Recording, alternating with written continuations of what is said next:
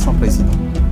Le siège présidentiel est vacant, personne ne veut en parler. Et je vais vous dire pourquoi. Ça, je peux faire rapidement une parenthèse. Tout le monde sait qu'il est malade et qu'il est allé se soigner à l'étranger. Donc ça, ce n'est un secret de polichinelle. C'est pas sûr. Je ne sais pas comment vous l'avez su, mais le gouvernement rwandais, ou ce qui reste du gouvernement rwandais, veut faire croire à tout le monde qu'il n'y a aucun problème. Moi, je vais vous raconter pourquoi je vous dis actuellement que le président Kagame n'est plus. N'est plus? N'est plus. Vous affirmez? J'affirme et je réaffirme qu'il n'est plus.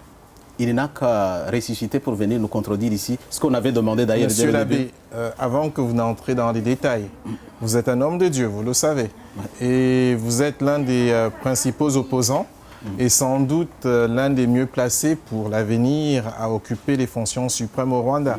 Donc en avançant ces propos, vous jouez totalement votre crédibilité. Je sais, vous êtes au fait. Je suis conscient de ça. Et y compris peut-être des poursuites de la part des autorités rwandaises. Je suis tout à fait prêt.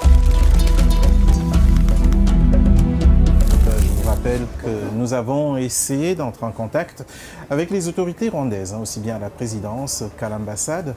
Il nous a été tout simplement répondu que la personne que nous recevions sur le plateau avait le droit de dire ce qu'elle veut et ça n'engageait qu'elle. Donc je signale toujours que les autorités sont les bienvenues sur Vox Africa. Nous n'avons pas de parti, un camp comme dans l'autre. Nous, c'est tout simplement les faits. C'est d'ailleurs dommage, on aurait aimé avoir un contradicteur.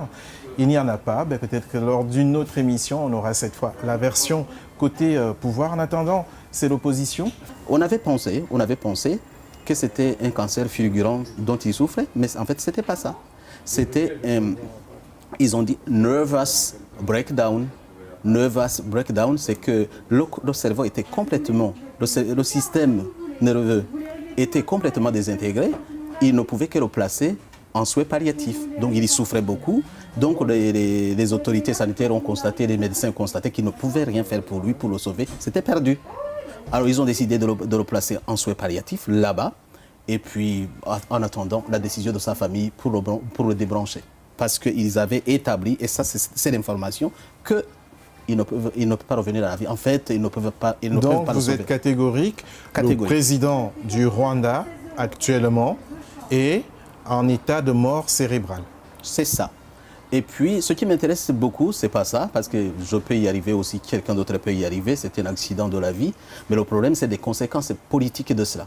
C'est un président de la République en exercice. Cela se passe, le gouvernement ne dit rien. Voilà ce qui est bizarre.